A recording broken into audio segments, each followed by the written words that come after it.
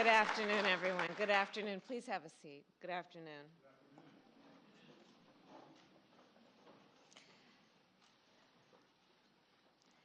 President Joe Biden, members of our cabinet, members of Congress, community leaders, law enforcement officials.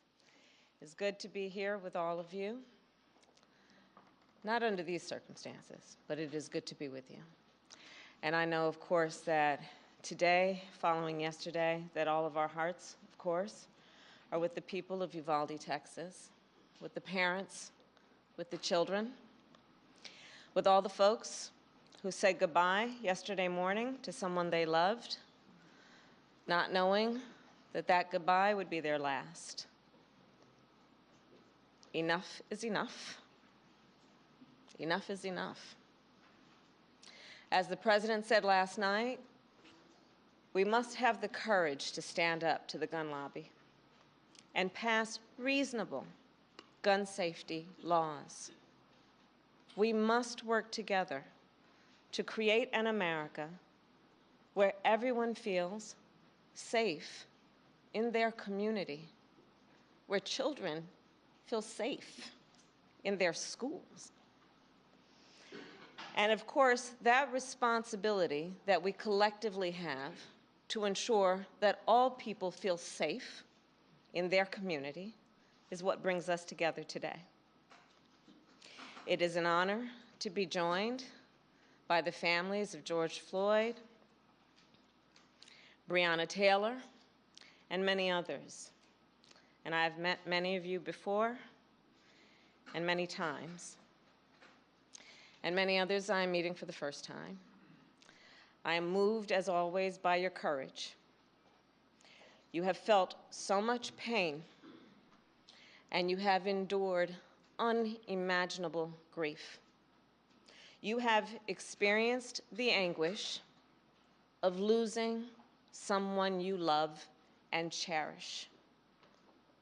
And yet, you are here, as you have been throughout the days of your grief, standing selflessly, full of grace and resilience, to speak up, to speak out, often against odds, great odds, to fight for a world where no one has to experience what you have been through. Your loved ones should be with us today. You should not have to mourn. You should never have had to mourn in order for our nation to feel your pain and to understand what is wrong and to agree that something must be done. I know it is a particularly difficult day for the Floyd family. 2 years ago today, a brother, a son, a father was taken from you. We will never forget what happened that day. The eyes of the world, literally, were on what happened that day. And collectively, we remain horrified by what we witnessed. And we are here today in memory of George Floyd and all those we have lost to take action. The law enforcement office of our nation, well, they swear an oath to protect and to serve. And the vast majority do so honorably. Yet we know, too often, when there is a use of biased policing and excessive force, when that occurs, it too often is not met with accountability. Denying equal justice, not just to individuals, but to whole communities, and therefore to our nation as a whole. Trust between law enforcement and the communities they serve is critical to ensuring public safety. And as many of you know, this is an issue I have worked on personally since my first days as an elected district attorney and as California's Attorney General. As a United States Senator, I, together with Senator Cory Book, Congresswoman Karen Bass, introduced legislation to advance much-needed reforms. That legislation would have ensured greater transparency and increased accountability. We later named it the George Floyd Justice and Policing Act. And it was passed because of the strength of the leadership in the House of Representatives through the House of Representatives. However, last fall, Senate Republicans rejected the George Floyd Justice and Policing Act. They walked away from their moral obligation to address what caused millions of Americans to march in the streets. The critical need that a coalition of Americans were demanding, were pleading for in terms of reform and accountability. At the time, President Joe Biden and I, and all of us here, we made clear, and we vowed that we would explore every action available to us at the executive level to advance the cause of justice in our nation. In a moment, our president will sign an executive order that takes dozens of important actions to advance effective, accountable policing, to strengthen trust between law enforcement and the communities they serve, and to help us fight crime and promote public safety. This order will help protect our communities, and it will help keep members of law enforcement safe on the job. These actions are a result of input and collaboration from a broad set of partners, many of whom are here today, civil rights leaders, members of Congress, in particular members of the Congressional Black Caucus, and I see Madam Chair here with us today, leading law enforcement groups, and of course the families of the victims. We know this executive order will not take away your pain, and the pain of all those families who may not be in this room right now. We also know this executive order is no substitute for legislation, nor does it accomplish everything we know must be done. But it is a necessary and long overdue critical step forward. And once again, the President and I call on the United States Senate to pass the George Floyd Justice and Policing Act.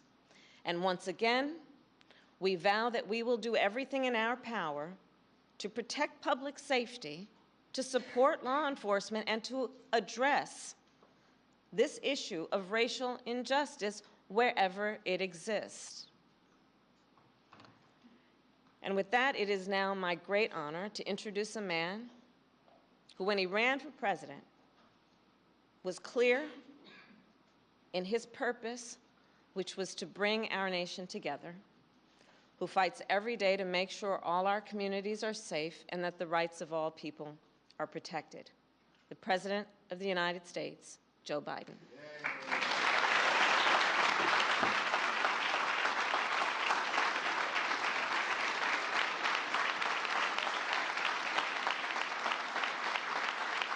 Thank you.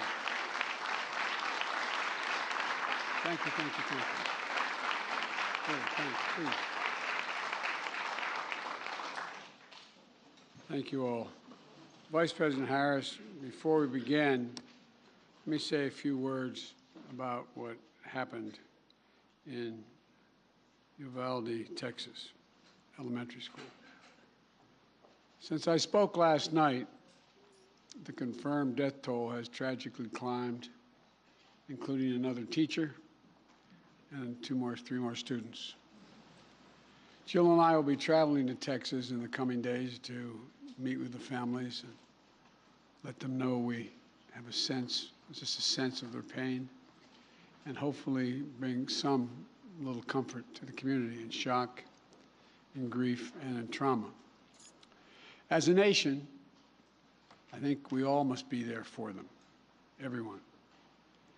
And we must ask, when in God's name will we do what needs to be done to, if not completely stop, fundamentally change the amount of the carnage that goes on in this country? To state the obvious, like Corey and a lot of other people here, I'm sick and tired. I'm just sick and tired of what's going on and continues to go on. I spent my career as chairman of the Judiciary Committee and as vice president working for common sense gun reforms. As I said, as a senator and a vice president. While they clearly will not prevent every tragedy, we know certain ones will have significant impact and have no negative impact on the Second Amendment. The Second Amendment is not absolute. When it was passed, you couldn't own a cannon. You couldn't own certain kinds of weapons. It's just always been limitations. But guess what? These actions we've taken before, they saved lives, and they can do it again. The idea that an 18-year-old can walk into a store and buy weapons of war designed and marketed to kill is, I think, just wrong. It just violates common sense. Even the manufacturer, the inventor of that weapon, thought that as well. You know, where's the backbone? Where's the courage to stand up to a very powerful lobby? But here's one modest step. The federal agency that measures and ensures that gun laws are enforced and the Second Amendment is abided by, the Bureau of Alcohol, Tobacco, and Firearms Explosives, the AFT, has not had a Senate confirmation leader for 7 years because of these disputes. For 7 years, been out without anyone in charge. I nominated a supremely qualified former prosecutor who has broad bipartisan support from law enforcement and the community overall. His hearing was held earlier today, I should say. The Senate should confirm and without delay, without excuse, send the nomination to my desk. It's time for action. We're here today for the same purpose, to come together and say enough, to act. We must. Vice President Harris and members of the Cabinet, members of the Congress, civil rights leaders, law enforcement officers and officials, distinguished guests, especially the families missing a piece of their soul, including the family sitting in front of me and the beautiful young girl who told me, my daddy's going to change history. And he will, honey. He will. They've lost a piece of their soul 2 years ago as well. You know, I know events remembering your loved ones, even though they're met with great reverence, are really hard. Everything's come back as if it was happening yesterday. But in your own ways, you've each of you, whose family's been victimized, have summoned the courage to find purpose through your pain, to stir justice that's been too long dormant, and to give hope while in need of hope yourself. That's why the executive order I'll be signing today is so important in my view. It's a measure of what we can do together to heal the very soul of this nation, to address profound fear and trauma, exhaustion that particularly Black Americans have experienced for generations, and to channel that private pain and public outrage into a rare mark of progress for years to come. 2 summers ago, in the middle of the pandemic, we saw protests across the nation, the likes of which you hadn't seen since the 1960s. They unified people of every race and generation. Athletes and sports leagues boycotted and postponed games. Companies and workers proclaimed Black Lives Matter. Students staged solidarity walkouts. From Europe to the Middle East to Asia to Australia, people saw their own fight for justice and equality, what we were trying to do. The message is clear. Enough Just enough. Look, almost a year later,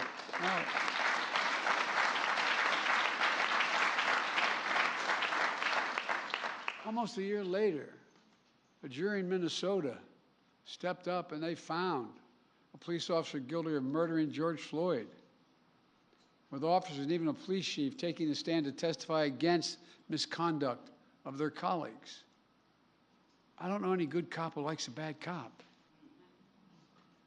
But for many people, including many families here, such accountability is all too rare.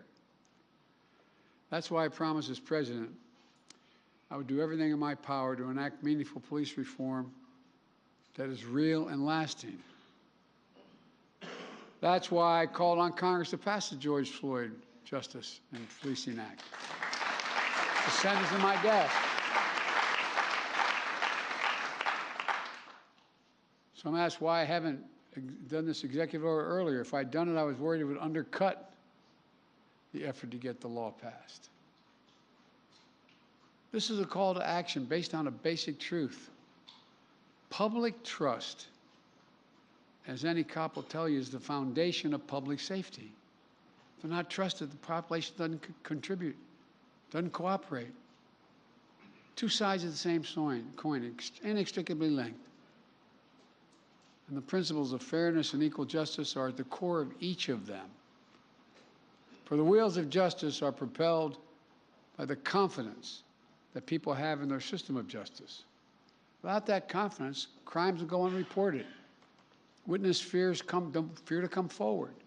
Cases go unsolved. Victims suffer in isolation while perpetrators remain free. And ironically, police are put in greater danger. Justice goes undelivered. Without public trust, law enforcement can't do its job of serving and protecting all of our communities. But as we've seen all too often, public trust is frayed and broken, and that undermines public safety. For the families here today and across the country who've had to ask why this nation, why so many black Americans wake up knowing they could lose their life in the course of just living their life today. Simply jogging, shopping, sleeping at home. Whether they made headlines or not, lost souls gone too soon. Members of Congress, including many here today, like Senator Cory Booker and Congressman Karen Bass, alongside members of the Congressional Black Caucus, House and Senate Judiciary Committees, spent countless hours on the George Floyd Justice and Policing Act to find a better answer to that question. I sincerely thank you all for your tireless efforts, but they're not over.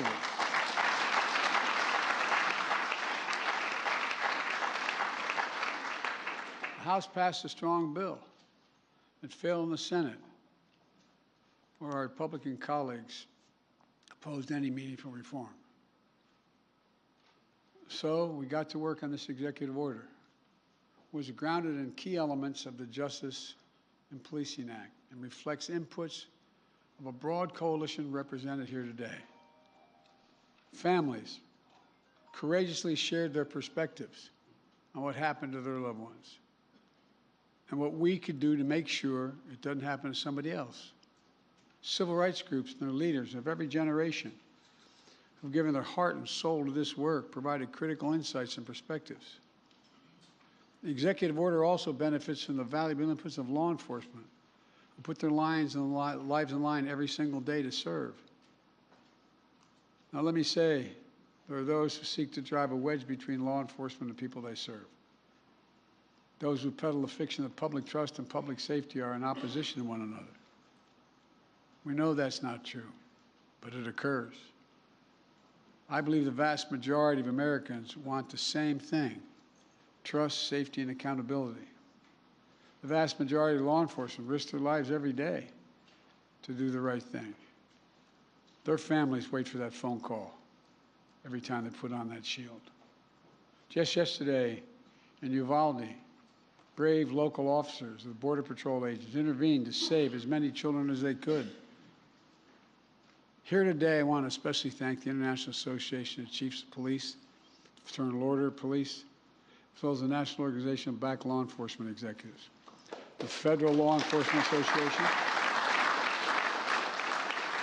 Police Executive Research Forum, Major Cities Chiefs Association, and others who stepped up and endorsed what we're talking about today. As divided as this nation can feel, today we're showing the strength of our unity. It matters. This executive order is going to deliver the most significant police reform in decades. It applies directly under law to only 100,000 federal law enforcement officers, all the federal law enforcement officers. And though federal incentives and best practices that are attached to it, we expect the order to have significant impact on state and local law enforcement agencies as well. Here are the key parts. First, the executive order promotes accountability. It creates a new national law enforcement and accountability database to track records of misconduct so that an officer can't hide the misconduct. It strengthens the pattern and practice investigations to address systematic misconduct in some departments. It mandates all federal agents wear and activate body cameras while on patrol. Second, the executive order raises standards, bans chokeholds, restricts no-knock warrants, tightens use of force policies to emphasize de-escalation and duty to intervene to stop another officer from using executive force, just as occurred. It didn't occur, but people testified it didn't occur in George Floyd's case. And third, the executive order modernizes policing. It calls for a fresh approach to recruit, train, promote, and retrain law enforcement that's tied to advancing public safety and public trust. Right now, we don't systematically collect data, for instance, on instances of police use of force. This executive order is going to improve that data collection. There's a lot more as well. The bottom line of the executive order includes reforms that have long been talked about or are finally implemented at a federal level. And it comes at a critical time. By building trust, we can strengthen public safety, and we can more effectively fight crime in our communities. And we can do one more thing. We can show what's possible when we work together. Look, I know progress can be slow and frustrating. And there is a concern that the reckoning on race inspired 2 years ago is beginning to fade. But acting today, we're showing that our dear friend, the late John Lewis, Congressman, wrote in his final words after his final march for justice in July of 2020, he said, "Democracy is not a state, it is an act. Democracy is not a state, it's an act, an affirmative act." And today we're acting. We're showing that speaking out matters, being engaged matters, and that the work of our time, healing the soul of this nation, is ongoing and unfinished and requires all of us never to give up, always to keep the faith. I close with this. Over 2 years now, for over 2 years, we've gotten to know one another and pray with one another, not figuratively, literally. I promise the Floyd family, among others, George's name is not just going to be a hashtag. Your daddy's name is going to be known for a long time. That as a nation, we're going to ensure his legacy and the legacy of so many others remembered today. It's not about their death, but what we do in their memory that matters. The purpose. In just a few moments, I'm going to deliver on that promise when I sign the executive order. And Kamala and I will continue, along with our friends in Congress, to get meaningful police reform legislation to my desk as best we can, as quickly as we can, beyond what we're doing here, affecting states as well, directly. On this day, we're showing the America we know we're a great nation, because the vast majority of us are good people. And there's nothing beyond our capacity, nothing, when we act together as the United States of America. This is a start, a new start. May God bless you all. May God protect our forces. And now I'm going to go sign that executive order. Thank you.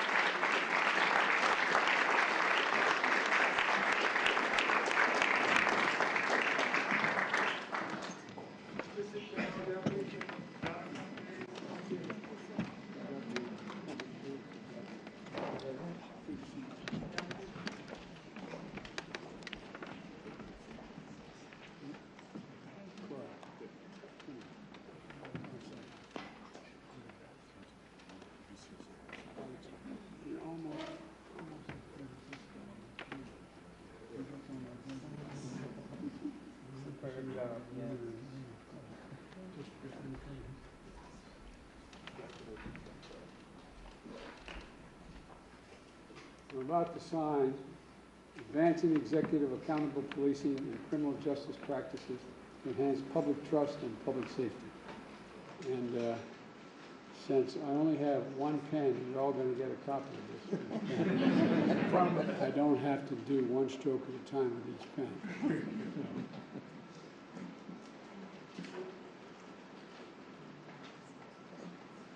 God willing, it's going to be done.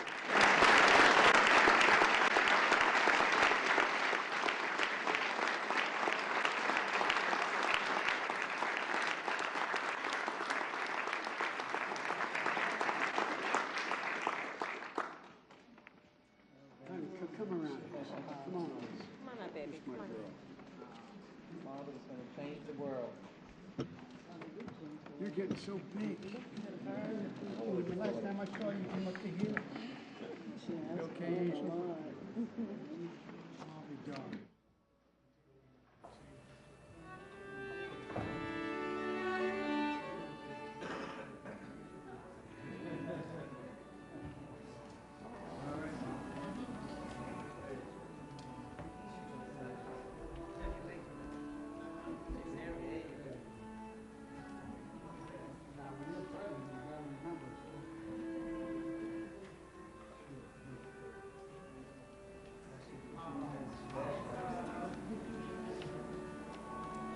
She told me when I saw her, she was a little girl 2 years ago.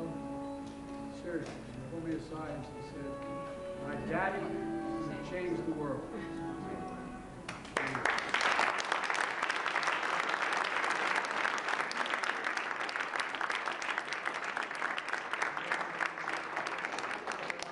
Thank you, thank you, thank you. We'll meet some of the family.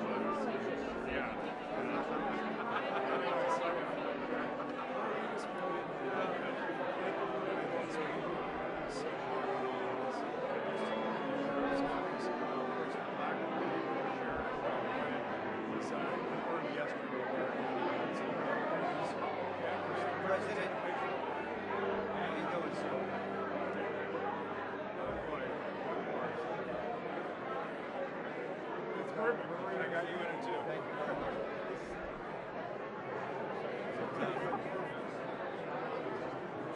I don't go that way.